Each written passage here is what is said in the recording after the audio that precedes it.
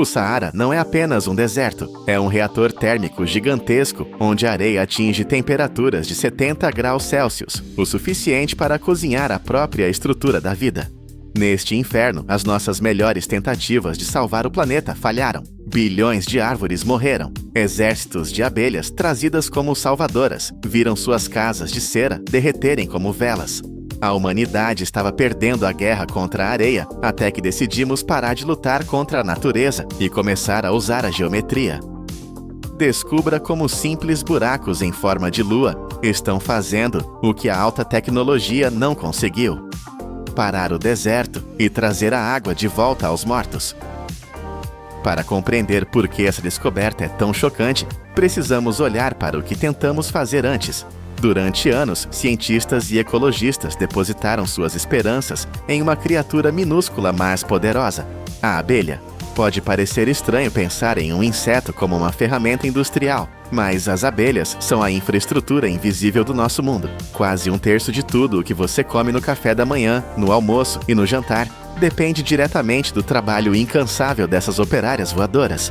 Elas movimentam uma economia global de trilhões de dólares, polinizando desde as amêndoas na Califórnia até o algodão que veste você agora. A ideia era lógica e sedutora. Se as abelhas conseguiram transformar desertos hostis como o de Nevada, nos Estados Unidos, ou o árido vale de Arava, em Israel, em oásis de vida, elas poderiam fazer o mesmo na África. Em Israel, vimos milagres acontecerem. Colmeias colocadas entre pedras escaldantes permitiram o surgimento de campos agrícolas, onde antes só havia poeira. A abelha atua como uma faísca biológica. Ela voa, poliniza, permite que as plantas se reproduzam e, lentamente, a vida se agarra ao solo. A esperança era que, ao trazer rainhas geneticamente fortes e colônias inteiras para a borda do Saara, poderíamos iniciar uma reação em cadeia. Imaginava-se que as abelhas conectariam manchas isoladas de vegetação, criando corredores verdes que impediriam o avanço da areia. Era um plano bonito. Era um plano apoiado pela ciência que funcionou em outros lugares. Mas o Saara não é Nevada. O Saara não é Israel. O Saara é uma besta climática completamente diferente, e ele tinha uma surpresa brutal reservada para a biologia. Quando as primeiras colônias foram introduzidas na linha de frente do deserto, a realidade física colidiu violentamente com a teoria biológica. O problema não era a falta de flores ou a distância. O problema era a termodinâmica pura e simples. Uma colmeia de abelhas é uma maravilha da engenharia natural, projetada para operar a uma temperatura interna precisa de 35 graus Celsius. É como o corpo humano. Se ficar muito mais quente que isso, os sistemas começam a falhar.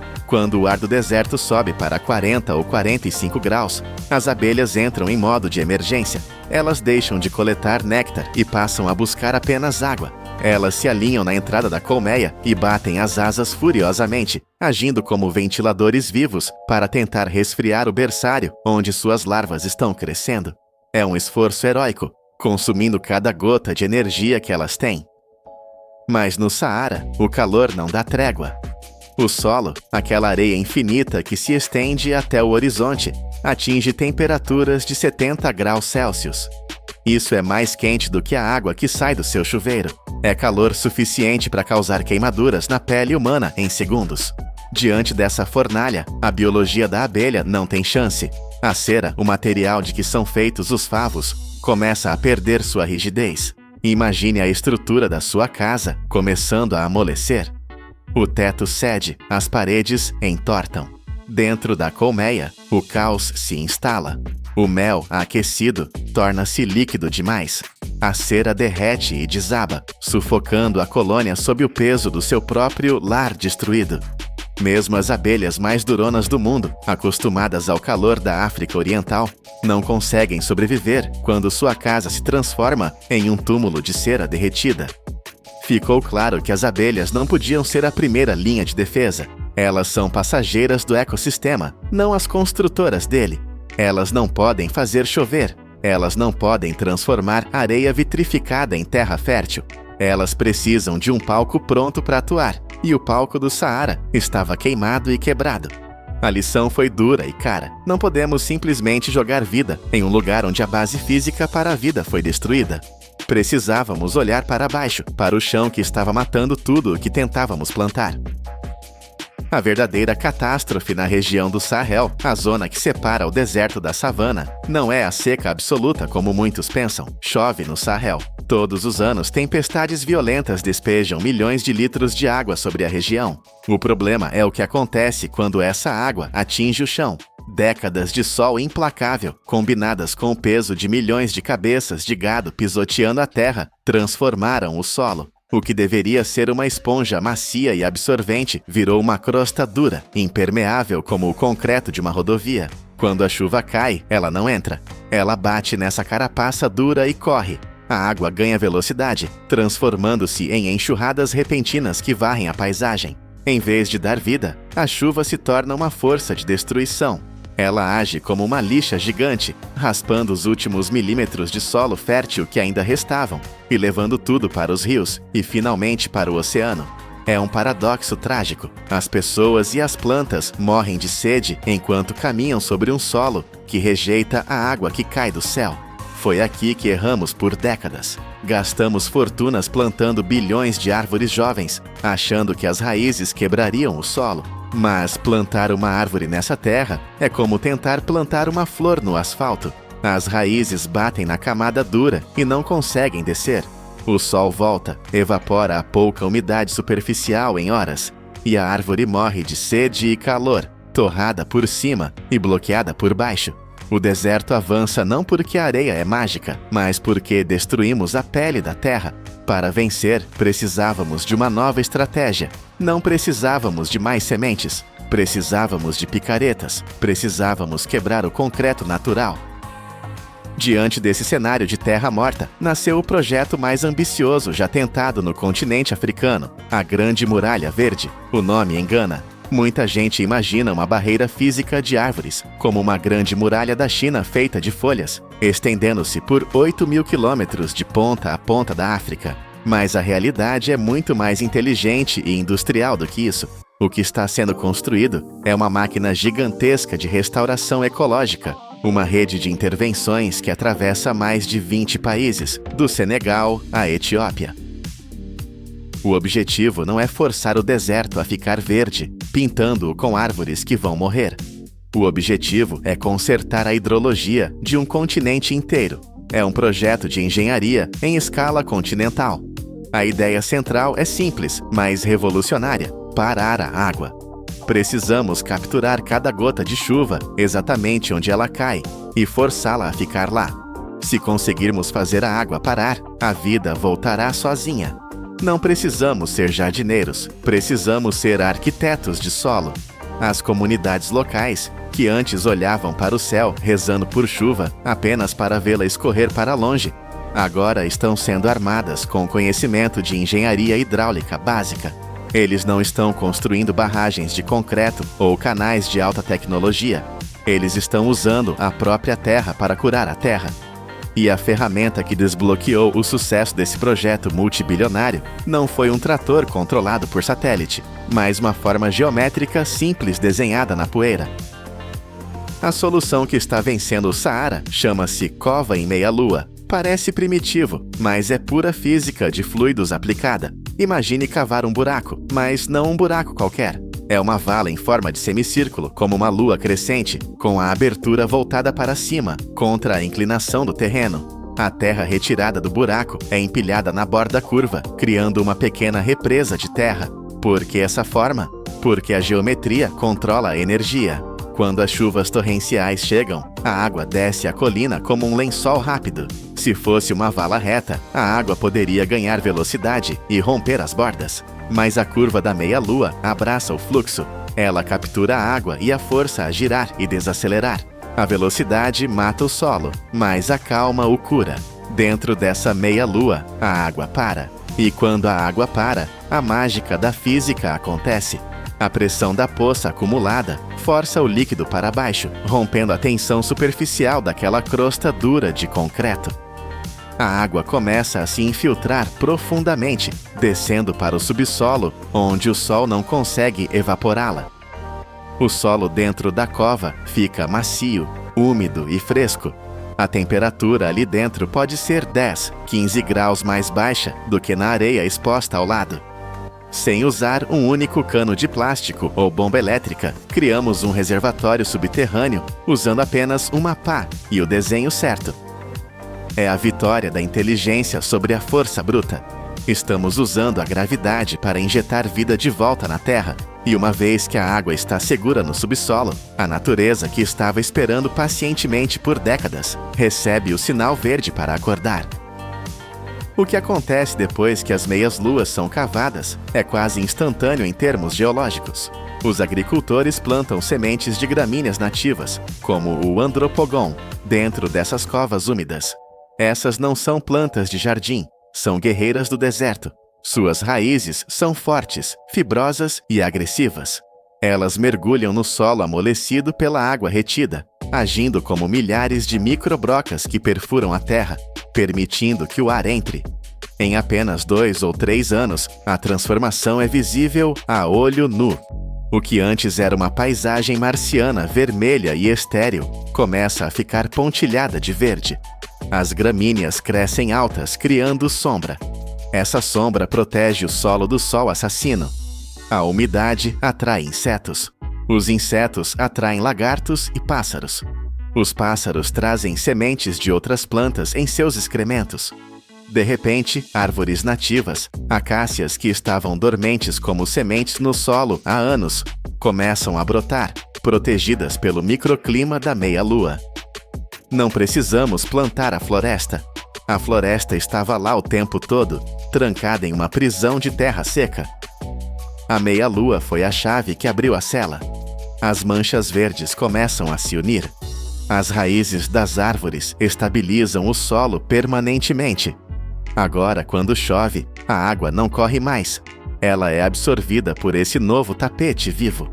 O ciclo da morte foi quebrado. Onde antes havia silêncio e calor mortal, agora há agricultura, pastagem e vida selvagem. Comunidades que estavam prestes a abandonar suas casas e migrar agora podem cultivar comida novamente. Começamos esta jornada com uma imagem de desesperança, o maior deserto do mundo derretendo nossas tecnologias e ignorando nossos esforços biológicos. O Saara provou que é mais forte que nossas abelhas e mais quente que nossa coragem, mas no final ele não foi páreo para a engenhosidade humana simples. Não vencemos o deserto lutando contra ele, vencemos entendendo-o. Descobrimos que para trazer o verde de volta, primeiro tínhamos que dominar o marrom. A terra e a lama, as covas em meia-lua, espalhadas por milhares de quilômetros, são a prova de que grandes problemas nem sempre exigem soluções complexas e caras. Às vezes, a resposta está na geometria de um buraco e na paciência de deixar a água fazer o seu trabalho. A grande muralha verde está se erguendo, não tijolo por tijolo, mas cova por cova, provando que mesmo o solo mais duro pode ser quebrado para dar passagem à vida. O deserto recua, a humanidade avança e o equilíbrio é restaurado, tudo começando com um simples desenho na areia.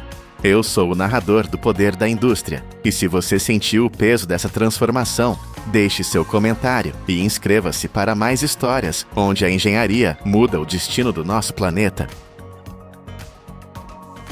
Todos os anos, o mundo produz mais de 10 mil milhões de blocos de betão, um número astronômico para um material que parece tão simples. Eles estão em toda parte, desde fundações enterradas nas profundezas do solo até aos arranha-céus que definem as nossas cidades. Cada um destes blocos, aparentemente humilde, é projetado para resistir a mais de 1.500 libras por polegada quadrada de força de compressão. Isto é o equivalente a colocar o peso de vários automóveis concentrado numa superfície não maior que a palma da sua mão.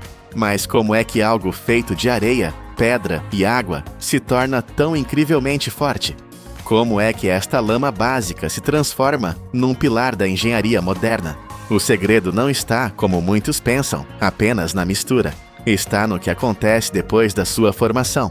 Para ganhar a sua força lendária, cada bloco é trancado numa câmara de vapor escaldante, num banho de umidade saturada, durante 24 horas. Isto não é secagem, é um nascimento químico.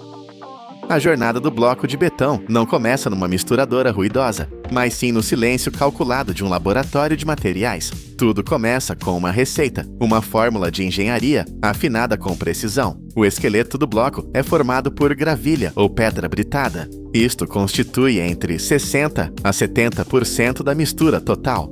São estes agregados que dão ao bloco a sua capacidade de suportar cargas. A seguir vem o material de enchimento, areia fina, que compõe 10 a 20% do volume. A sua função é preencher os espaços vazios entre as pedras maiores. E, finalmente, a cola que une tudo, o cimento Portland, representando cerca de 10 a 15%. Mas a qualidade destes ingredientes é tão importante quanto a sua proporção. A falha começa antes mesmo de a primeira pá ser levantada. O cimento, o componente mais crítico, é armazenado em gigantescos silos de aço selados. Aqui, o inimigo número 1 é a umidade do ar. Sistemas de controlo monitorizam constantemente o ambiente, pois o cimento que absorve umidade antes do tempo começa a reagir, a curar, transformando-se num pedaço de rocha inútil e inutilizável antes mesmo de chegar à linha de produção. Um silo comprometido pode significar a perda de centenas de toneladas de material. Da mesma forma, a areia e a pedra são mantidas em armazéns secos e bem ventilados, garantindo que permanecem soltas e com um teor de umidade controlado. A maioria destas fábricas é estrategicamente construída a poucos quilômetros das pedreiras.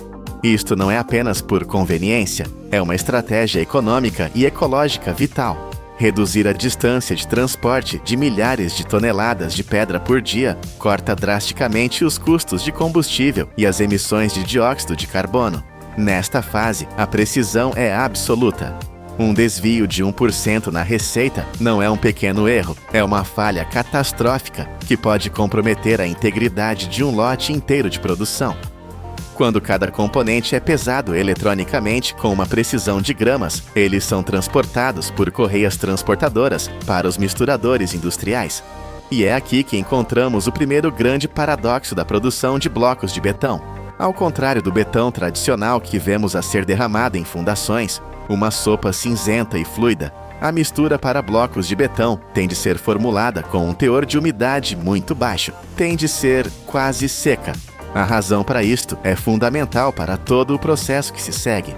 O excesso de água é um veneno para a próxima etapa.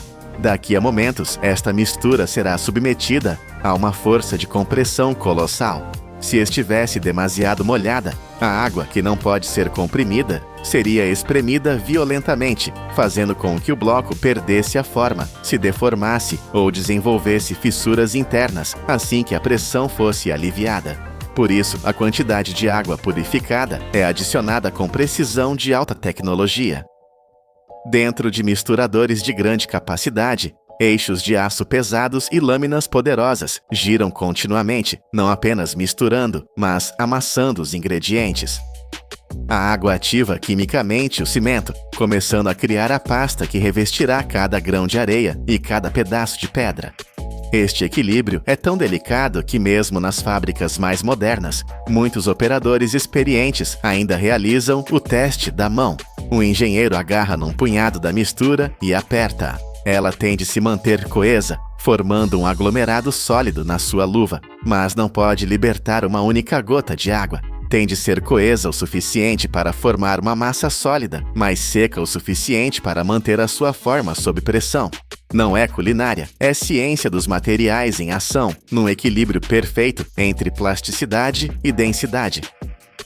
Esta massa ideal, apenas úmida, está agora pronta para o nascimento da forma. É transportada para o coração pulsante da fábrica, a prensa de moldagem automatizada. Esta máquina é o núcleo de formação de toda a linha, uma maravilha da engenharia síncrona. A mistura de betão é alimentada num conjunto de moldes de aço, compartimentos que definem a geometria exata dos blocos. Dependendo do tamanho, o sistema pode comprimir entre 4 a 12 blocos num único ciclo de segundos. E então, o processo começa. Não é apenas uma prensa, é um ataque coordenado, um golpe duplo de força.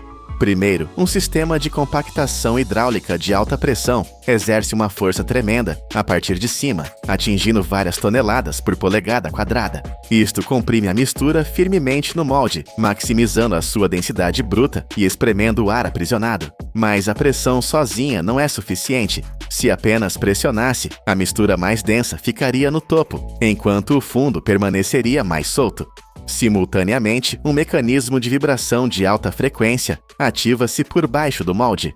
Esta vibração intensa e controlada distribui o material uniformemente, faz com que as partículas de areia, gravilha e cimento se agitem, se acomodem e se entrelacem firmemente, preenchendo cada microvazio que a pressão por si só não conseguiria alcançar. É como um jogo de Tetris molecular, onde cada peça encontra o seu lugar perfeito. A pressão da densidade, a vibração da uniformidade. Quando a fase de compressão termina, os blocos recém-formados emergem. São superfícies planas, arestas vivas e uma estrutura compacta. Mas esta perfeição geométrica é uma ilusão. Neste exato momento, os blocos são frágeis. Mantêm a sua forma, mas ainda não têm força. São pouco mais do que um castelo de areia molhado e densamente compactado. Os blocos verdes e frágeis são agora transportados por sistemas automatizados para a fase que responde à nossa pergunta inicial. É aqui, longe dos martelos e das prensas, que a verdadeira força nasce. Eles entram em câmaras de cura seladas. E aqui ficam trancados durante 18 a 24 horas. Mas estas não são câmaras de secagem. Pelo contrário, jatos de vapor quente operam continuamente, mantendo uma temperatura estável entre 140 e 160 graus Fahrenheit, ou 60 a 70 graus Celsius. Mais importante ainda, a umidade é mantida perto de 100%. O ar está saturado de vapor. Isto não é secagem, é o oposto, é hidratação acelerada. Nestas condições precisas, ocorre a verdadeira magia da engenharia química. O calor e o vapor forçam o cimento e a água restante na mistura a entrar numa reação química agressiva. Formam-se densos cristais de silicato de cálcio. Imagine milhões de agulhas microscópicas a crescer dentro do bloco, a entrelaçar-se e a ligar-se à areia e à gravilha. Esta estrutura cristalina interna é a verdadeira cola que une toda a estrutura. É isto que dá ao bloco a sua resistência à compressão de 1500 psi. Se os blocos fossem simplesmente deixados a secar ao ar livre, este processo de cura natural levaria semanas, talvez meses, e a força seria inconsistente. Aqui, no ambiente controlado da câmara de vapor, a fábrica alcança em 24 horas, o que a natureza levaria um mês para fazer. É aqui que o betão deixa de ser areia e pedra e se torna estruturalmente uma rocha artificial projetada. Após aproximadamente um dia inteiro no banho de vapor, os blocos atingiram a sua força padrão, mas não podem simplesmente sair do calor da câmara para o frio da fábrica. O choque térmico, uma mudança súbita de temperatura, causaria estresse no material, criando microfissuras e comprometendo a durabilidade. Por isso, são primeiro movidos para uma zona de arrefecimento, onde a sua temperatura interna e umidade se estabilizam gradualmente. Só então estão prontos para o controle de qualidade final, o dia do julgamento. Um sistema automatizado seleciona aleatoriamente amostras de cada lote de produção. Estes blocos de teste são levados para o laboratório com um único propósito: serem destruídos. Eles são colocados numa prensa hidráulica de teste. Uma força crescente é aplicada. O computador mede a resistência até que, com um estalido súbito, o bloco falha. O sistema registra os dados, 1540 psi. O lote inteiro é aprovado. Os blocos que passam na inspeção são então enviados para a linha de embalagem. É um Tetris automatizado. Braços robóticos e sistemas de aperto organizam os blocos em paletes de aço reforçado, otimizando o espaço e garantindo estabilidade. Cada palete é segura com cintas de plástico de alta resistência ou envolvida em várias camadas de filme protetor. Empilhadores industriais transferem as paletes carregadas para zonas de armazenamento temporário ou diretamente para a baía de carga, prontos para a linha da frente da construção. O processo é uma maravilha da eficiência, mas a indústria enfrenta um desafio significativo. A produção de cimento Portland, o ingrediente cola essencial, é uma das maiores fontes de emissões de dióxido de carbono do planeta, mas a engenharia está a adaptar-se. A nova era da construção é o bloco verde.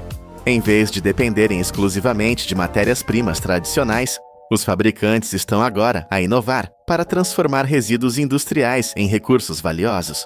Em muitas formulações modernas, uma parte significativa do cimento é substituída por cinzas volantes, um subproduto fino das centrais termoelétricas a carvão. Noutras utilizam escória de aço, um resíduo da metalurgia, ou mesmo vidro reciclado finamente moído. Estes aditivos não só mantêm a resistência estrutural, como também reduzem as emissões de CO2 em até 40% por cada bloco produzido. O processo não só conserva recursos naturais, mas transforma os subprodutos de uma indústria na matéria-prima de outra. O bloco de betão está a ser redefinido, mantém a sua força lendária, mas reduz drasticamente a sua pegada ambiental.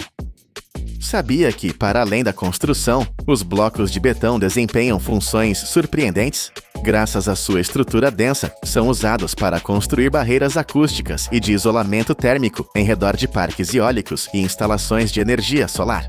Nos portos, são usados como quebra-mares e fundações para contentores, resistindo à força corrosiva do oceano. E na agricultura, são reaproveitados para construir celeiros, armazéns ou recintos para animais, concebidos para durar décadas sob as condições mais adversas. 10 mil milhões de blocos por ano. Cada um deles é o resultado de engenharia precisa e inovação contínua. Cada um passou pelo armazenamento a frio da matéria-prima, pelo golpe duplo de pressão e vibração, e pelo batismo de vapor de 24 horas que lhe deu força. A partir de materiais familiares como areia, cimento e gravilha, a humanidade construiu milhões de estruturas duradouras. Da areia e pedra comuns, criamos a fundação invisível que nos permite, literalmente, construir até ao céu. Todos os anos, os Estados Unidos constroem mais de 40 mil quilômetros de novas estradas. Isso é o suficiente para dar uma volta completa na Terra. Mas o dado chocante é que 30% dessas rodovias não são de asfalto, mas de concreto maciço, feito para durar 34 anos sob o peso de caminhões gigantes. Como é possível transformar uma mistura líquida e instável em uma rocha artificial que dura o dobro do asfalto? A resposta está em uma máquina que funciona como uma impressora 3D colossal, valendo $300 mil.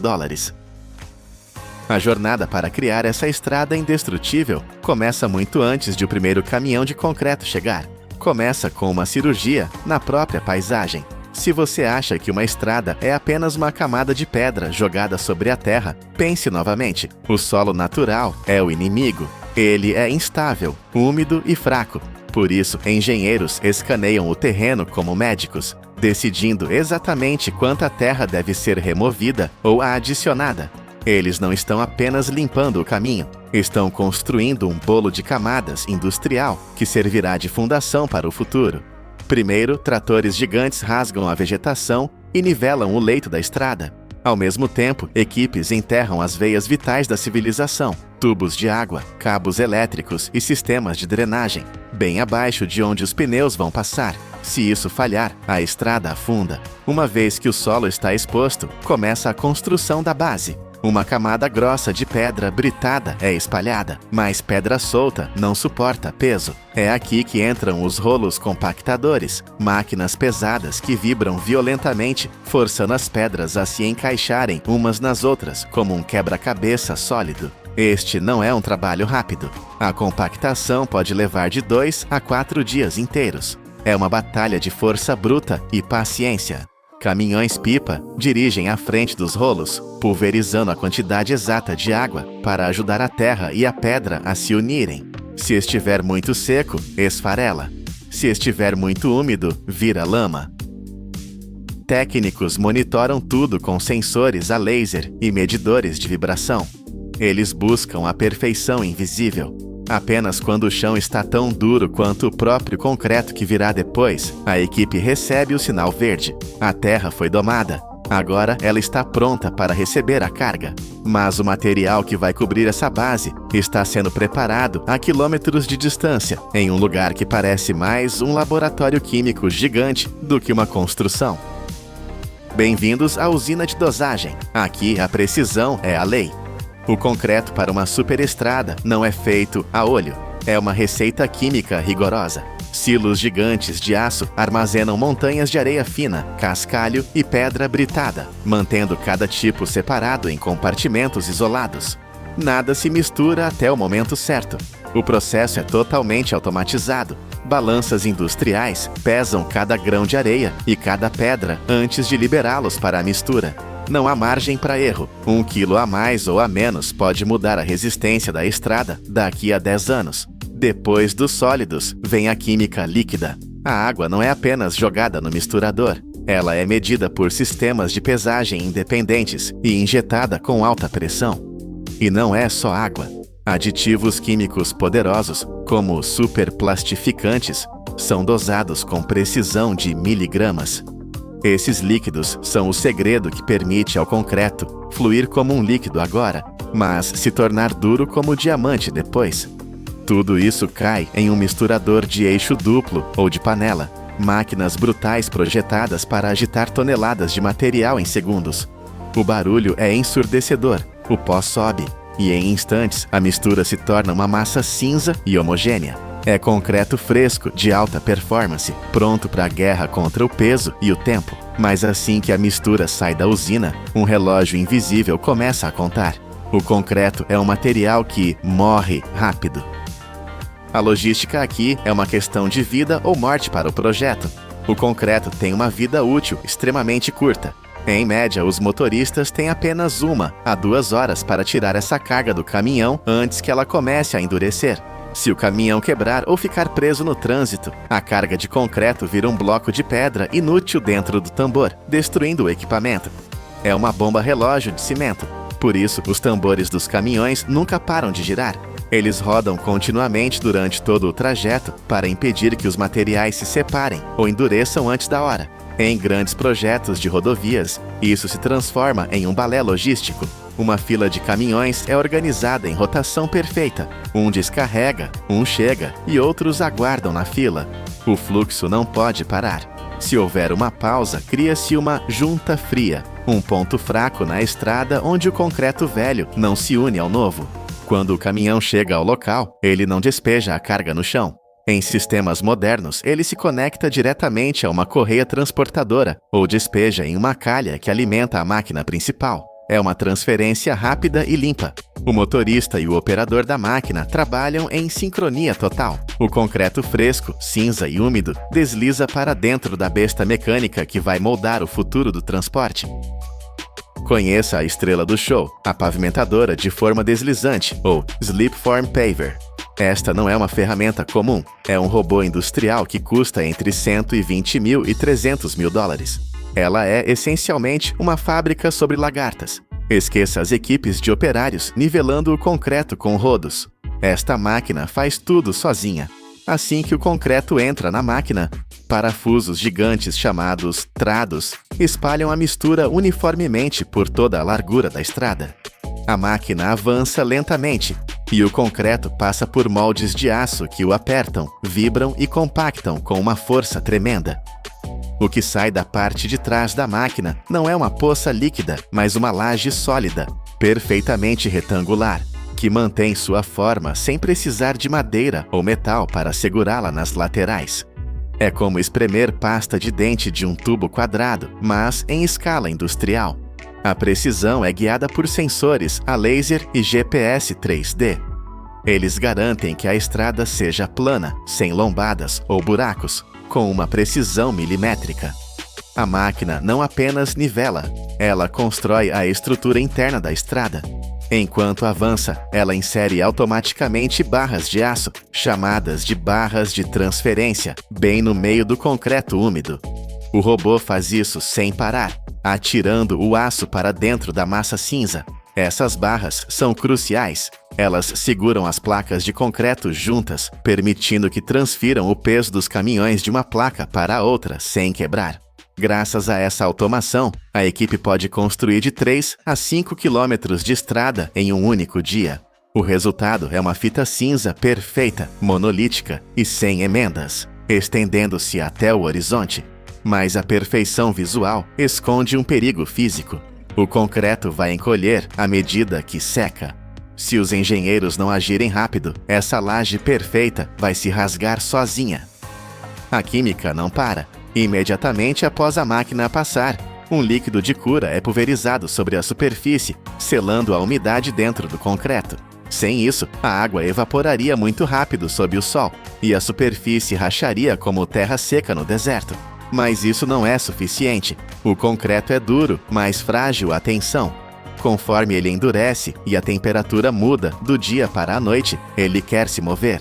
Se ele não puder se mover, ele quebra. Então, os engenheiros fazem algo que parece loucura. Eles cortam a estrada nova. Algumas horas depois da pavimentação, operários com serras de diamante fazem cortes precisos a cada poucos metros. Essas são as juntas de expansão.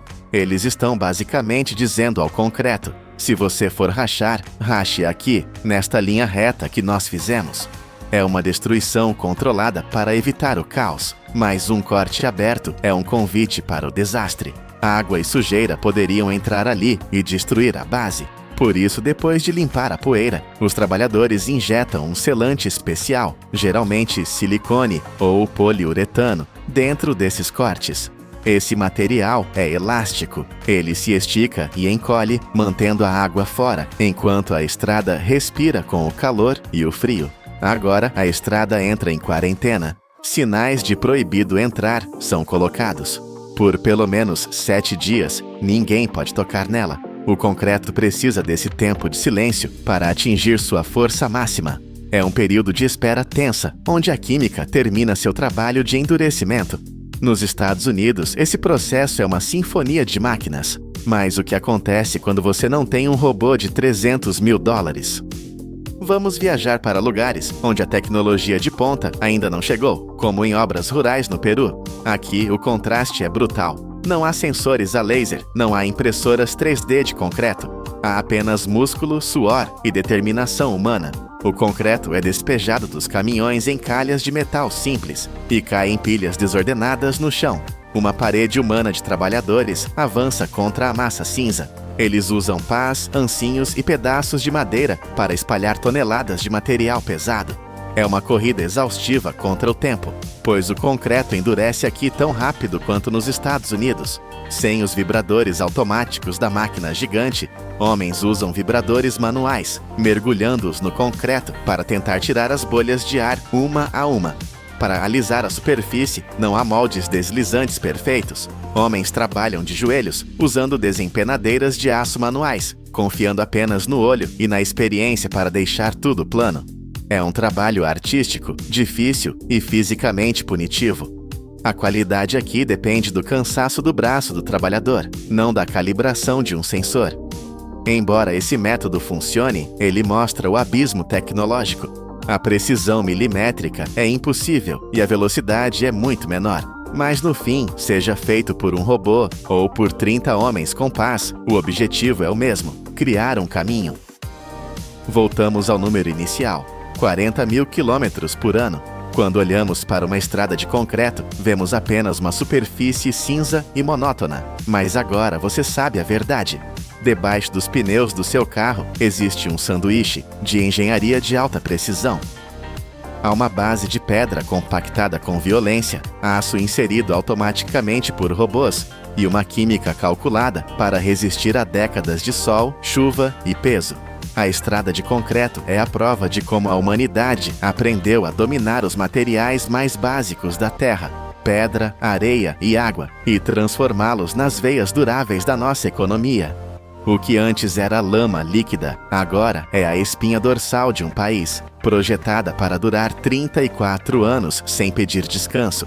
É a vitória da ordem sobre o caos, impressa no chão, 1 quilômetro de cada vez.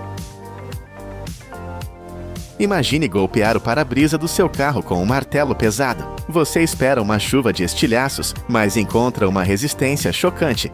Neste exato momento você percebe, isso não é apenas uma janela, é um escudo. Embora custe apenas entre 3% e 5% do valor do veículo, essa lâmina transparente garante 45% da rigidez de toda a cabine. Ela segura o teto sobre sua cabeça e guia o airbag que pode salvar sua vida. Mas como transformamos areia comum nessa armadura invisível? A nossa jornada começa muito longe das estradas asfaltadas e das linhas de montagem limpas. Estamos em uma pedreira gigantesca, um lugar onde a terra é rasgada para revelar seus tesouros mais antigos. Aqui, sob camadas de solo, repousa o arenito de sílica, uma rocha sedimentar formada ao longo de milhões de anos. Este é o ingrediente fundamental, a base de tudo. Sem ele, não haveria vidro, não haveria proteção, não haveria carros modernos. Mas a natureza não entrega esse recurso de bandeja. Ele está preso, compactado em camadas densas e duras como concreto. Para libertá-lo, a engenharia precisa usar sua forma mais bruta de persuasão, explosivos industriais. Os engenheiros geológicos estudam a montanha como cirurgiões, mapeando veios de quartzo puro. Eles perfuram a rocha em padrões calculados matematicamente. Quando a ordem de fogo é dada, não é apenas um barulho, é uma liberação controlada de energia sísmica. A detonação é projetada para fraturar a rocha em pedaços manuseáveis, mas sem pulverizar os preciosos grãos de sílica. É um equilíbrio delicado entre a destruição e a preservação. Assim que a poeira baixa, os gigantes de aço entram em cena. Escavadeiras hidráulicas maiores que casas de 2 andares avançam sobre os escombros. Observe a caçamba dessa máquina. Em um único movimento, ela levanta 20 a 22 toneladas de rocha. Isso é o peso equivalente a 4 elefantes africanos adultos, erguidos no ar como se fossem plumas. O motor a diesel ruge, lutando contra a gravidade, enquanto deposita a carga na traseira de caminhões basculantes que são verdadeiros monstros sobre rodas. Cada um desses veículos transporta entre 55 e 65 toneladas por viagem. Eles são o sangue que corre nas veias dessa operação, subindo e descendo as bancadas escalonadas da mina. Degraus gigantescos de 15 metros de altura, esculpidos na própria crosta terrestre. O caminhão basculante chega à estação de processamento e despeja sua carga com um estrondo ensurdecedor. O que temos aqui ainda é rocha suja, misturada com argila e impurezas que arruinariam qualquer vidro. A transformação de pedra para cristal começa agora. A primeira linha de defesa é o triturador de mandíbulas. Imagine 2 placas de aço maciço, movidas por motores de força incalculável, que mastigam as rochas como se fossem biscoitos. O som é aterrorizante, o som da geologia sendo quebrada pela vontade humana. As pedras são reduzidas a fragmentos de 5 a 10 centímetros, o tamanho ideal para o próximo passo. Mas o tamanho não é tudo, a pureza é a lei. O material triturado entra em um sistema de lavagem de alta pressão. Jatos de água, disparados a 75 libras por polegada quadrada, bombardeiam cada pedra. Para você ter uma ideia, essa pressão é forte o suficiente para arrancar a tinta de um carro ou ferir a pele humana. Aqui, ela serve para arrancar a argila teimosa e a poeira milenar que cobre o quartzo. A água sai turva, carregando o lixo, enquanto a sílica brilha, limpa e pronta. Agora, entramos no laboratório dos alquimistas industriais. A areia de sílica pura é excelente, mas ela precisa de ajuda para derreter. Se tentássemos derreter apenas a areia, precisaríamos de temperaturas tão altas que destruiriam o forno. Por isso, adicionamos carbonato de sódio para baixar o ponto de fusão, calcário para estabilidade e o ingrediente secreto, vidro reciclado ou cacos. Esses cacos não são lixo, eles são aceleradores de energia. Como já foram vidro antes, eles derretem mais rápido, ajudando a homogeneizar a mistura. Tudo isso é misturado em proporções exatas, grama por grama, criando o que chamamos de lote. É uma receita que não admite erros. Agora, prepare-se para o calor. O lote é despejado na boca do forno de fusão contínua, uma estrutura que nunca dorme, nunca esfria e nunca para. Dentro desta câmara, recriamos as condições do interior de um vulcão ativo. A temperatura sobe para impressionantes 1.538 graus Celsius, ou 2.800 graus Fahrenheit. Nesse nível de calor, a areia não tem chance. A estrutura cristalina do quartzo, que resistiu por milhões de anos, colapsa e se rende, transformando-se em um rio de líquido incandescente. Mas derreter não é o suficiente. O vidro precisa ser perfeito. Se houver uma única bolha de ar microscópica, o para-brisa final será rejeitado. Por isso, o vidro derretido permanece neste inferno controlado por 50 longas horas, 2 dias inteiros de purificação pelo fogo. Durante esse tempo, o líquido circula, as bolhas sobem para a superfície e estouram, e a mistura se torna perfeitamente homogênea. Sensores infravermelhos e câmeras blindadas contra o calor vigiam o processo. Os operadores olham através de vidros escuros especiais, observando o rio de luz laranja. É uma visão hipnótica e aterrorizante. O consumo de energia aqui é monumental. Eletrodos gigantes e queimadores de gás trabalham em sinfonia para manter essa temperatura infernal estável. Qualquer queda, qualquer variação, e o vidro pode cristalizar ou ficar muito viscoso, entupindo o sistema e causando prejuízos milionários. É um jogo de altas apostas onde a física e a química dançam no limite do possível. O vidro agora é um líquido perfeito, mas como transformá-lo em uma folha absolutamente plana, sem nenhuma ondulação? Se usássemos rolos para achatá-lo, eles deixariam marcas. A solução é genial e usa uma das forças mais básicas do universo, a gravidade. O vidro sai do forno e flui como mel incandescente para dentro de uma câmara especial, o banho de estanho. Imagine uma piscina olímpica cheia de metal derretido. O estanho é usado porque é perfeitamente plano quando líquido e não se mistura com o vidro. O vidro, sendo mais leve, flutua sobre o estanho como óleo sobre água. A temperatura aqui é de cerca de 1000 graus Celsius. Não há prensas, não há moldes, não há nada tocando a superfície superior do vidro. A gravidade puxa o vidro para baixo, espalhando-o até que ele se torne uma fita perfeitamente plana e paralela. É o momento mais silencioso e mágico da fábrica. O vidro se espalha sozinho, atingindo a espessura exata, programada pelos engenheiros. Nas bordas, rodas dentradas giram lentamente, apenas tocando as extremidades para controlar a largura da fita, esticando-a ou comprimindo-a suavemente. O resultado é uma superfície tão lisa que nenhuma técnica de polimento humano poderia replicar. É a perfeição óptica, essencial para que você, motorista, veja a estrada sem distorções, como se o vidro nem estivesse lá.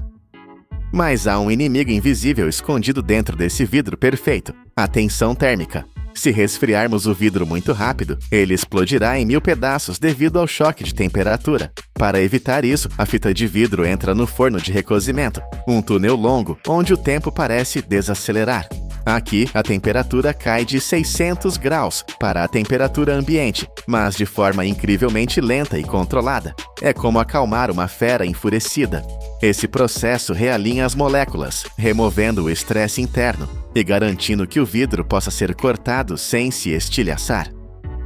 Ao sair do túnel, o vidro está frio ao toque, sólido e transparente. Agora, a precisão cirúrgica entra em ação.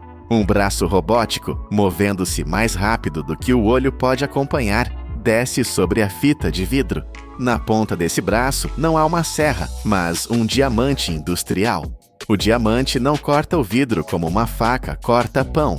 Ele apenas fere a superfície, criando uma linha de tensão microscópica, um arranhão perfeito. Imediatamente após o risco, uma barra de pressão desce e aplica um golpe seco e calculado. Crack! O som é nítido.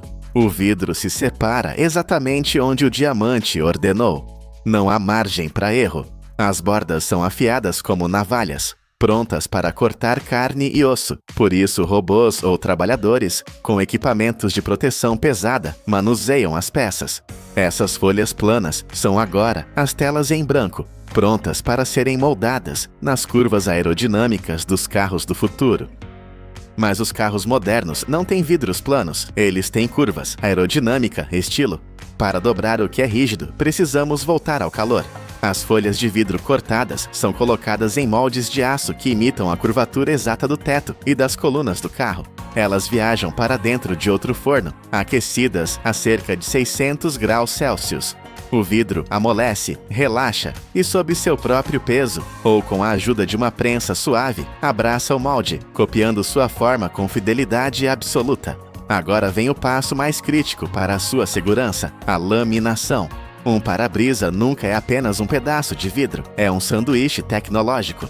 Robôs colocam uma folha fina de polivinil butiral, ou PVB, entre duas lâminas de vidro curvo. Parece uma folha de plástico opaca e sem graça, mas é o herói secreto dessa história. Esse sanduíche passa por rolos de pressão para tirar o ar e depois entra na autoclave. A autoclave é como uma panela de pressão gigante para titãs.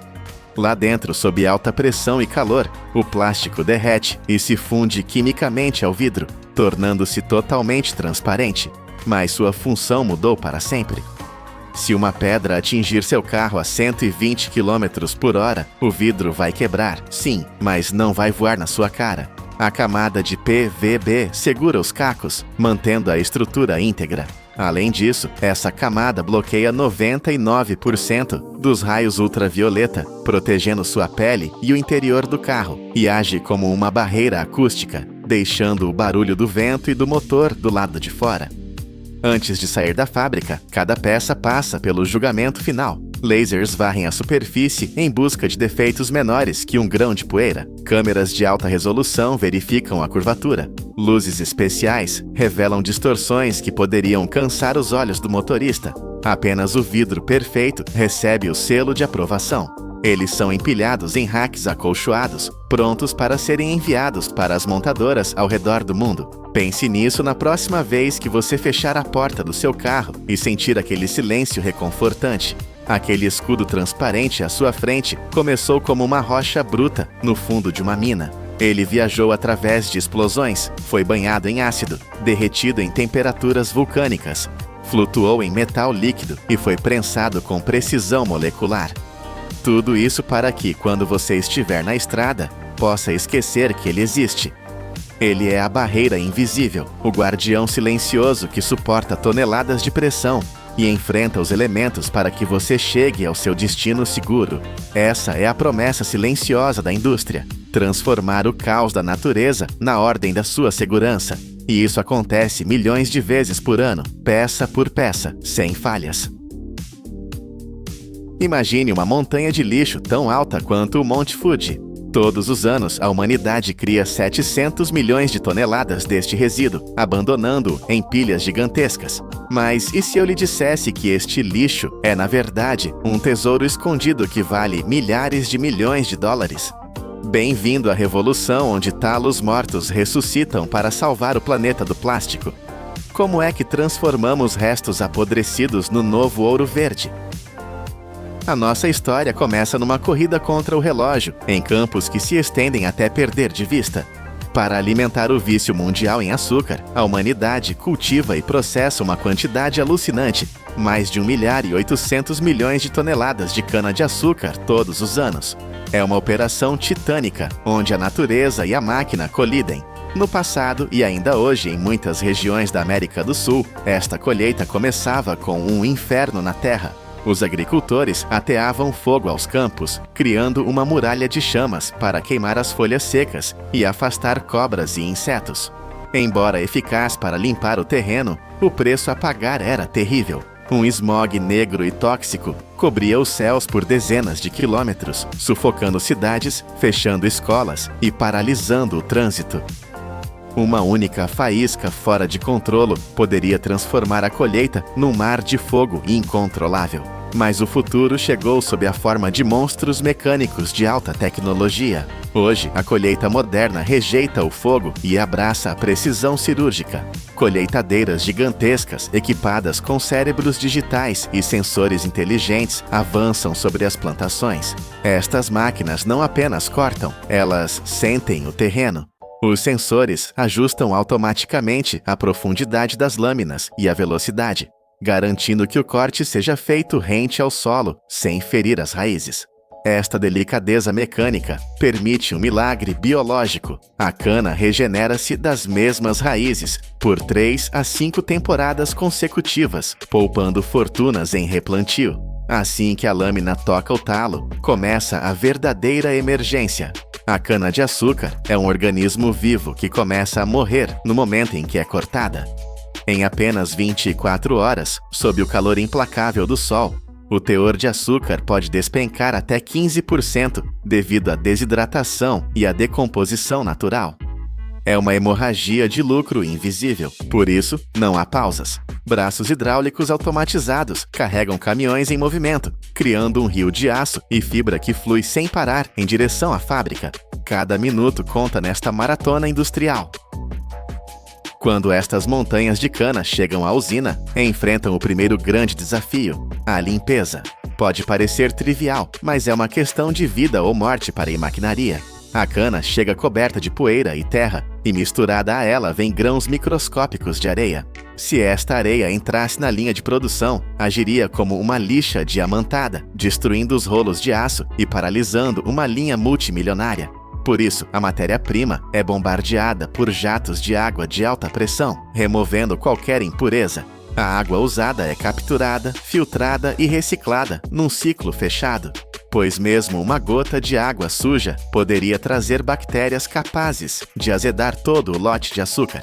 Limpa e brilhante, a cana entra na câmara de tortura, o triturador.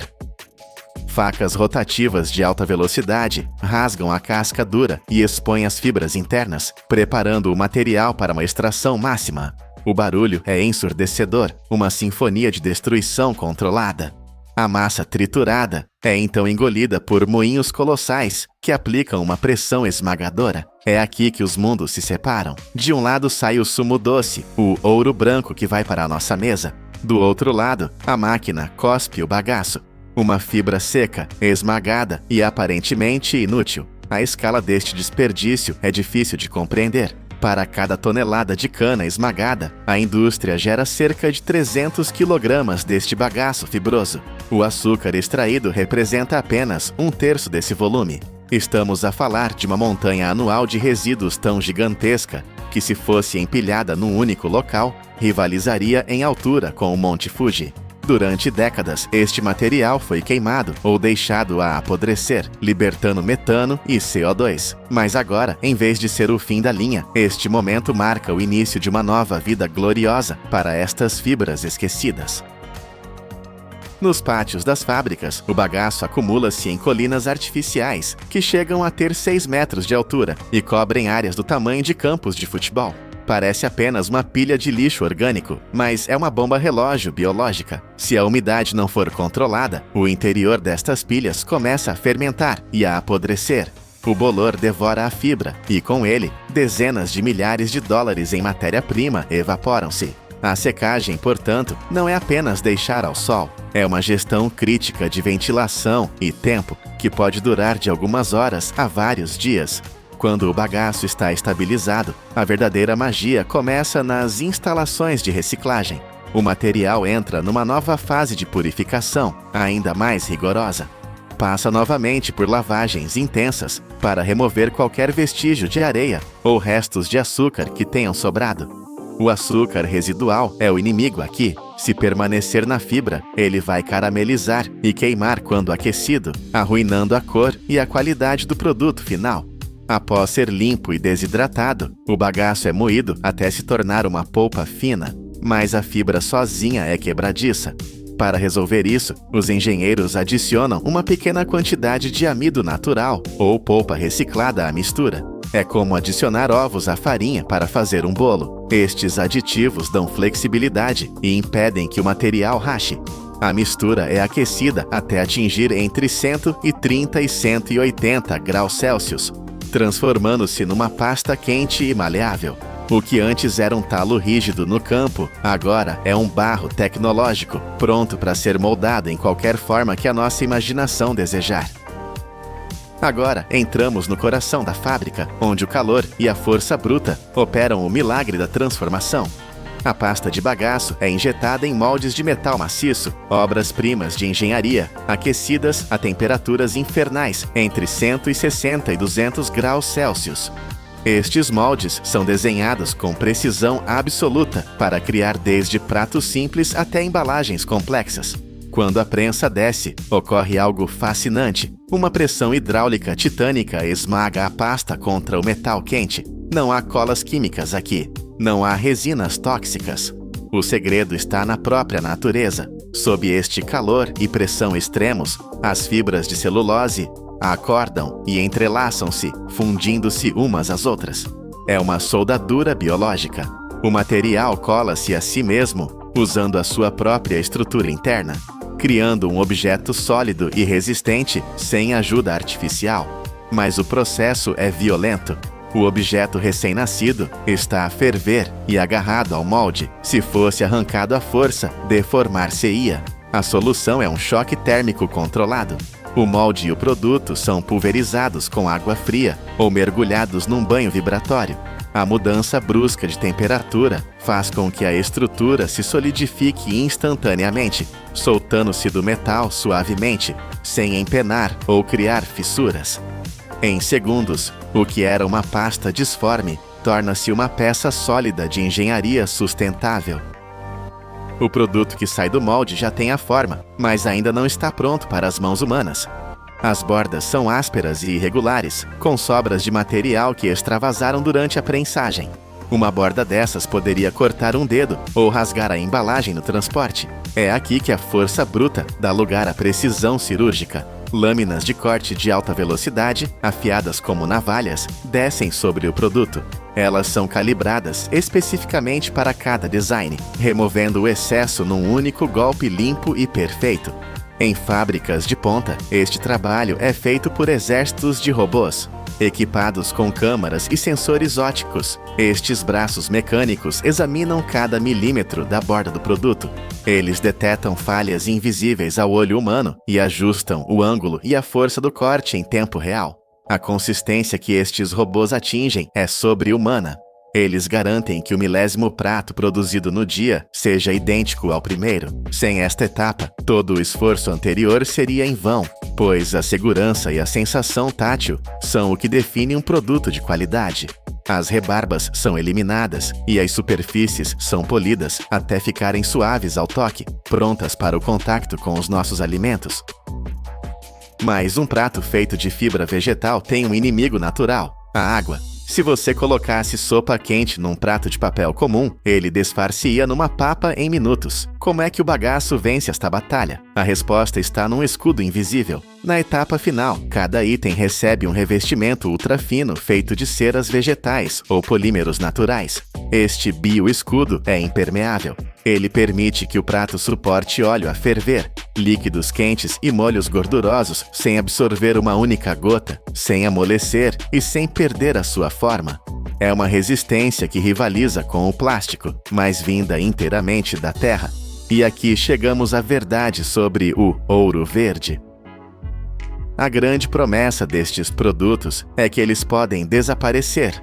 Em teoria, um recipiente de bagaço biodegrada-se completamente em apenas 60 a 90 dias. Compare isso com o plástico, que permanece no nosso planeta como um fantasma tóxico por 500 ou até 1000 anos.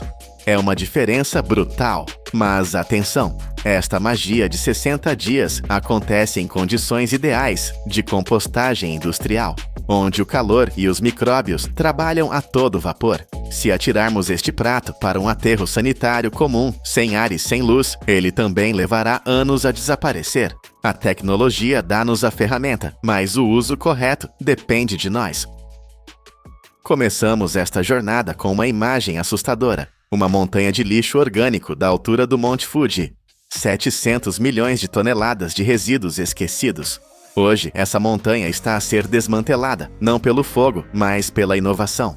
Países como o Brasil lideram esta carga, reciclando 210 milhões de toneladas por ano, transformando o que era um problema ambiental numa indústria de 420 mil milhões de dólares. Onde antes víamos apenas talos secos e fumo negro, agora vemos pratos, copos e embalagens que nascem da terra e voltam para ela sem deixar rasto. Esta é a prova definitiva de que não existe lixo na natureza, apenas recursos que ainda não aprendemos a usar. A Revolução Verde não é um sonho distante, ela está a ser prensada, moldada e polida neste exato momento, uma fibra de cada vez. Imaginem um peixe que parece madeira velha, soa como uma tábua sólida quando batemos nele, mas custa $150 por quilo, um preço superior ao do luxuoso caranguejo real do Alasca. Aqui não existem fornos industriais, não se usa um único grama de sal e não há conservantes químicos. Tudo o que existe é o vento brutal do Atlântico Norte e a passagem lenta do tempo. Como é que a Noruega consegue transformar 5 kg de peixe fresco em apenas 1 kg de ouro do Ártico, um material indestrutível que pode ser armazenado durante anos? Vamos descobrir como a natureza faz o trabalho que nenhuma máquina consegue imitar. Para entender por que é que alguém pagaria uma fortuna por um peixe seco, temos de olhar para o mar muito antes de o barco sair do porto. O segredo deste valor astronômico começa com uma maratona biológica épica nas águas escuras do Mar de Barents. Estamos a falar do bacalhau do Ártico, conhecido como skrei. Este não é um peixe comum que nada preguiçosamente. É um atleta de elite da natureza. Todos os invernos, ele realiza uma migração de mais de 1.000 quilômetros através das águas mais geladas do planeta para chegar à costa da Noruega. Esta viagem não é apenas uma deslocação, é um processo de transformação física. Durante esta longa jornada, o peixe queima a sua própria gordura como combustível. O que sobra quando ele chega à costa é um músculo puro, firme e incrivelmente magro. É a matéria-prima perfeita, mas a natureza é implacável e impõe um prazo fatal para esta colheita. A janela de ouro abre-se apenas durante 3 a 4 meses, no início da primavera. É uma corrida frenética contra o relógio biológico. Se os pescadores perderem este intervalo curto, tudo está perdido. Assim que o bacalhau passa desta fase ideal, o seu tecido muscular começa a reter água em excesso. Se tentássemos secar esse peixe atrasado, ele não endureceria como madeira nobre, ele simplesmente apodreceria nos suportes. Por isso, quando os cardumes gigantes chegam perto da costa para desovar, a frota norueguesa não pode hesitar. Eles enfrentam as tempestades mais violentas do ano, sabendo que cada hora desperdiçada custa milhões. O mar do Ártico é volátil. Num dia calmo, um barco pode trazer 3 toneladas. No dia seguinte, pode voltar vazio devido às ondas gigantes. É esta incerteza, este jogo de apostas altas com o oceano, que impede que o stockfish se torne um produto de massa barato. Capturar este peixe no meio de um oceano revolto exige uma técnica que mistura força bruta com precisão cirúrgica. Existem 2 formas de o fazer, mas apenas uma garante a qualidade suprema necessária para o stockfish, de elite que custa $150. A forma mais comum é a rede, mas a rede tem problemas. Ela esmaga os peixes uns contra os outros durante horas, danificando a carne preciosa. Por isso, para o produto de topo, utiliza-se o espinhel, ou linhas longas. Imaginem linhas de pesca que se estendem por vários quilômetros no oceano, equipadas com milhares de anzóis individuais. A física aqui é completamente diferente. Ao contrário das redes, o espinhel issa cada bacalhau individualmente, puxando-o verticalmente para fora da água. Por que é que isto importa? Porque evita a compressão letal. Quando o peixe é esmagado numa rede, os vasos sanguíneos rompem-se e o sangue mancha a carne branca imaculada. No espinhel, o peixe sobe intacto, prateado e perfeito. Mas o verdadeiro teste acontece no convés balançante, varrido por ondas geladas e ventos cortantes, onde a temperatura do ar ronda os 4 graus negativos. Os pescadores não podem simplesmente atirar o peixe para o porão. Eles têm de realizar um procedimento médico de emergência. O peixe deve ser sangrado imediatamente, assim que sai da água, com uma incisão precisa perto do pescoço ou cortando as guelras. O sangue é drenado instantaneamente. Este não é um passo opcional, é vital. Se o sangue permanecer nos músculos, ele coagula, mancha o filé e cria um terreno fértil para bactérias. Sem este corte rápido no meio da tempestade, a secagem seria impossível. É uma operação de precisão executada num dos ambientes de trabalho mais hostis do planeta. Assim que o barco atraca no porto, começa uma logística de velocidade impressionante. O frio do mar ainda está agarrado às escamas do peixe e ele não pode aquecer. Do cais até a mesa de corte dentro da fábrica, a viagem é curta, muitas vezes menos de 50 metros. O bacalhau entra numa linha de produção, onde a tecnologia moderna se curva perante a habilidade humana antiga. Aqui vemos trabalhadores que operam como máquinas biológicas. Eles processam até 1.200 peixes durante um único turno de 8 horas. O ritmo é hipnótico, sustentado apenas por anos de memória muscular. A tarefa parece simples à primeira vista, remover a cabeça e as vísceras, mas na realidade é de uma complexidade crítica. O trabalhador usa uma faca fina para deslizar diagonalmente pelo ventre do peixe. O objetivo é remover tudo num único movimento decisivo, sem romper a vesícula biliar ou os intestinos.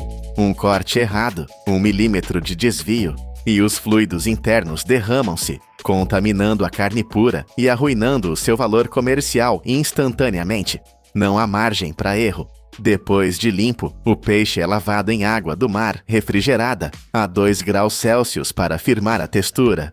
E então acontece algo curioso. Os peixes são amarrados 2 a 2 pela cauda. Esta união não é aleatória. Eles precisam de estar equilibrados para o que vem a seguir.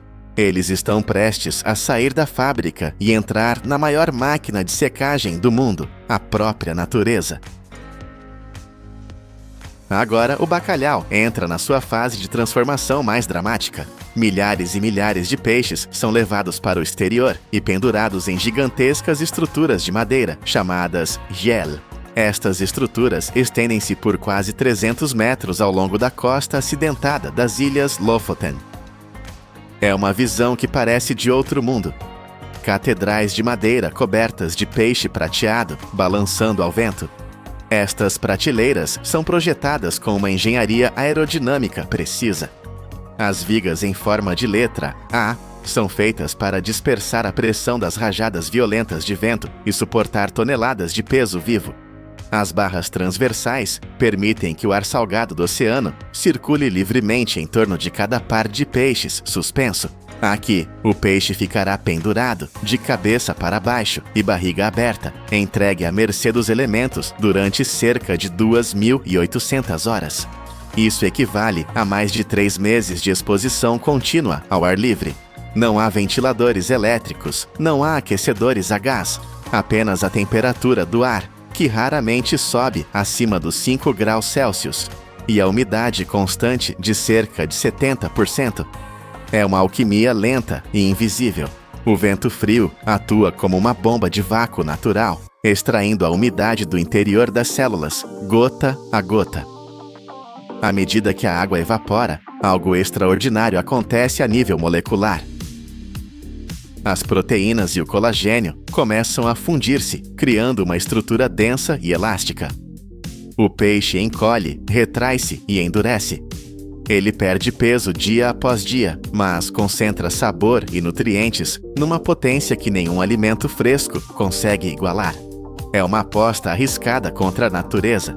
Se fizer demasiado calor, o peixe apodrece e atrai moscas. Se fizer demasiado frio e gear, as fibras quebram-se e a textura fica arruinada.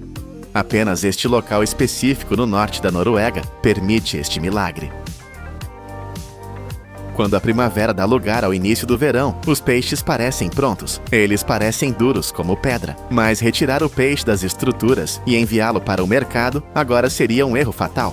Embora o exterior esteja seco, o núcleo do bacalhau, junto à espinha, ainda retém uma umidade residual perigosa. Se fosse embalado neste estado, a água presa lá dentro faria o peixe apodrecer de dentro para fora. Por isso, a jornada continua numa fase de silêncio e escuridão. O stockfish é retirado das estruturas ao ar livre e transferido para armazéns de cura interiores, conhecidos como lofts de maturação. Aqui, ele repousará por mais 2 ou 3 meses. É um período de estabilização invisível. Neste ambiente protegido, a água restante não evapora abruptamente.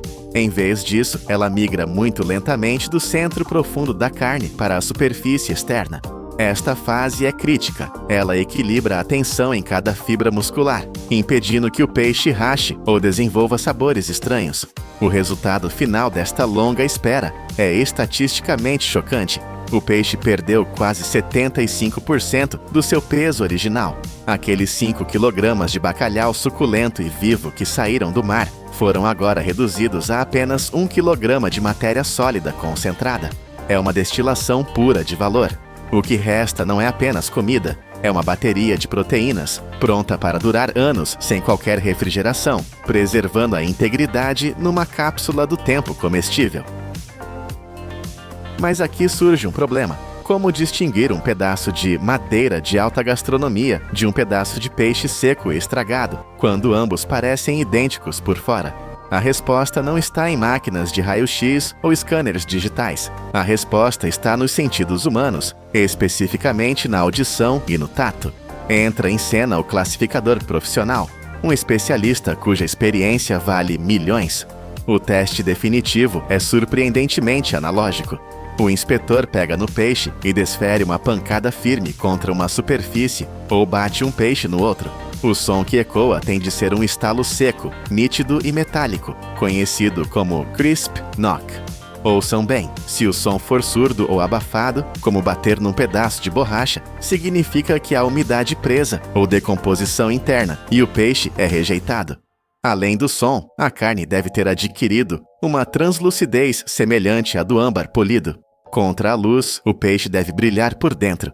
É uma triagem rigorosa.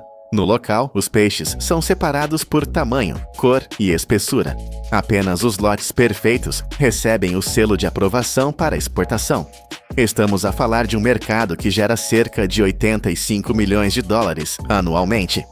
Este peixe, que passou meses a balançar ao vento e a dormir no escuro, transformou-se numa moeda de troca global. Ele é disputado em leilões e enviado para destinos tão diversos quanto os restaurantes estrelados de Itália e os mercados vibrantes da Nigéria. A jornada épica deste peixe de madeira termina onde a magia culinária começa. Quando este bloco rígido e inflexível chega às cozinhas, ele passa pela sua última metamorfose, a ressurreição. O stockfish não pode ser cozinhado imediatamente. Ele deve ser submerso em água fria durante vários dias, às vezes com a ajuda de martelos mecânicos para quebrar as fibras. E então acontece o milagre reverso. As fibras musculares que foram fundidas e comprimidas pela força do vento ártico começam a beber a água. Elas relaxam, expandem-se e o peixe acorda. Ele recupera o seu volume original, mas agora com uma textura que nenhum peixe fresco no mundo possui. Uma consistência firme, elástica e capaz de absorver molhos ricos como uma esponja. Em Itália, ele torna-se a base de guisados de cozedura lenta que demoram horas a apurar. Na Nigéria, é reverenciado como um tempero umami poderoso que define o sabor da culinária local. O stockfish é a prova viva de que, às vezes, a tecnologia mais avançada não é um novo chip de computador ou um conservante químico sintético. A tecnologia mais avançada é saber quando não interferir. É a sabedoria de permitir que a natureza execute o trabalho mais difícil com a sua precisão milenar. Do caos das ondas geladas à ordem perfeita da alta gastronomia, esta é a história incrível de como transformamos o vento, o frio e o tempo numa das mercadorias mais valiosas do planeta.